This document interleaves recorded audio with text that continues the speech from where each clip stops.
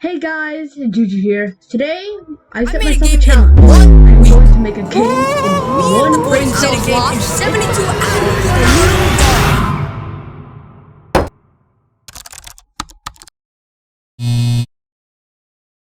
It's that time once again. Welcome to the GMTK Game Jam. I'm your host Juju, and here's how we made a game in the span of 1 weekend. But before I start, what is a game jam? Game Jam is an event where you have a limited time to make a game based around a theme. Thanks, Juju.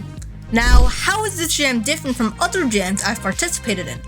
Well, for one, this was by far the shortest jam I've been in.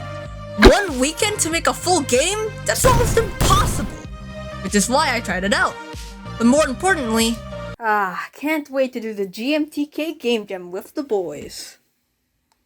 What? Aww. How do I find people to collaborate with? This is the GMTK Game Jam Team Finder, and it's a website to help people with different skill sets find each other.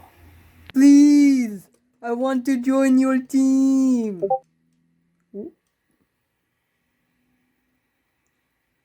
At the start of every jam comes the theme reveal, which revealed to be Join Together.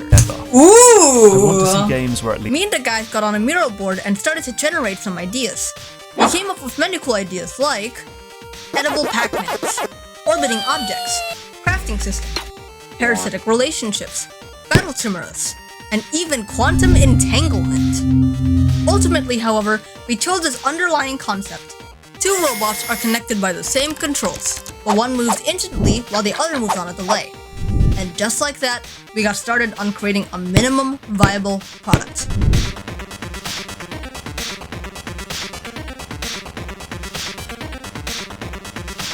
At this point, I've implemented basic player movement and an idea for level 1.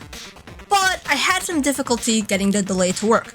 This is where my boy Mr. 𝗗𝗚𝗦𝗖𝗥𝗑𝗦𝗡 came in clutch with the clean implementation of using a coroutine to delay the input. Juju sends his regards. Along with a basic product, we also defined who would do what.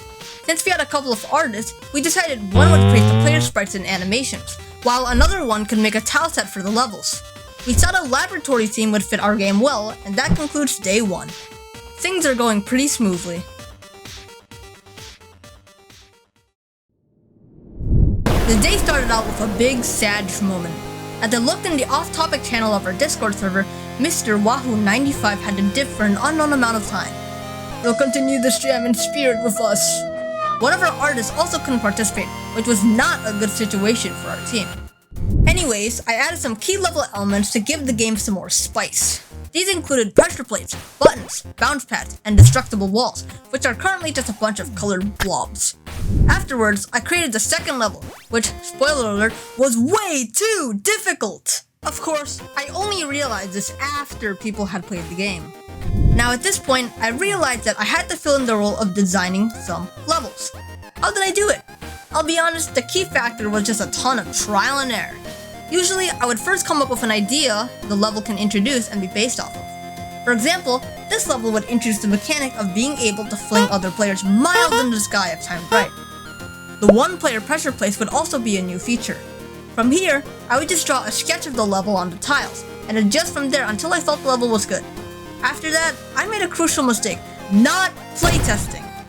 I'll be honest, playtesting completely went over my mind while designing, and I somehow never thought that the levels I designed might not play out so well. While I was doing that, our 2 artists, Rasky and Narrow Games, both created some player sprites and tile sets accordingly.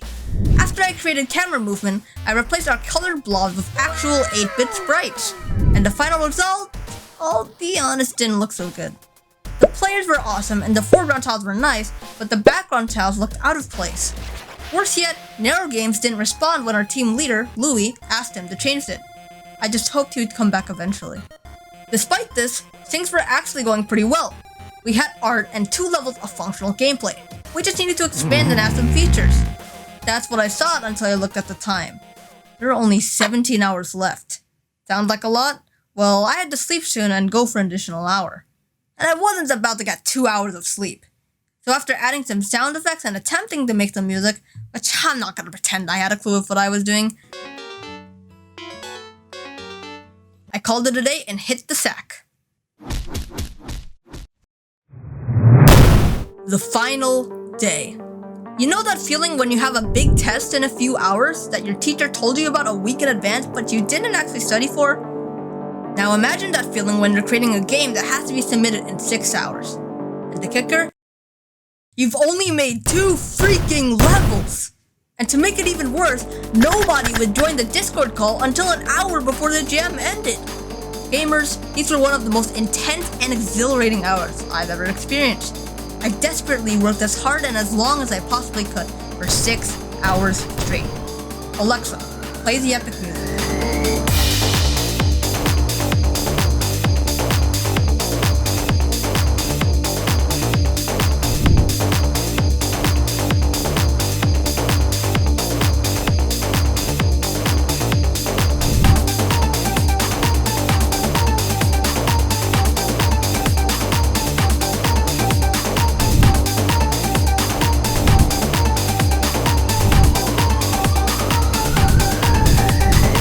With just 30 minutes to spare, we finished!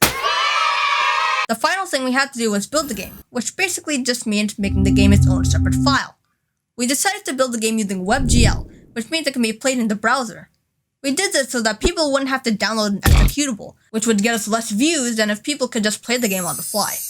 Only problem being that building to WebGL was far slower than building to other platforms.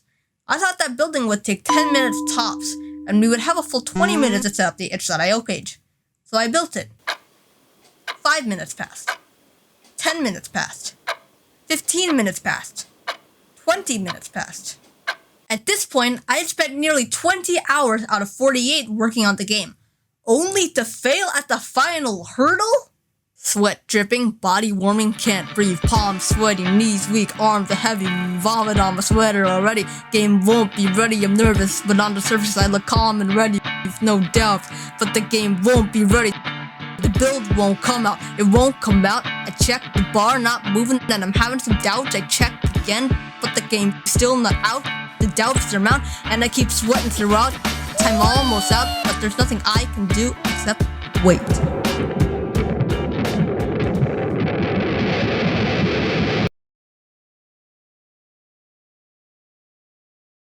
You know, that either was absolutely incredible or was the downfall of my career.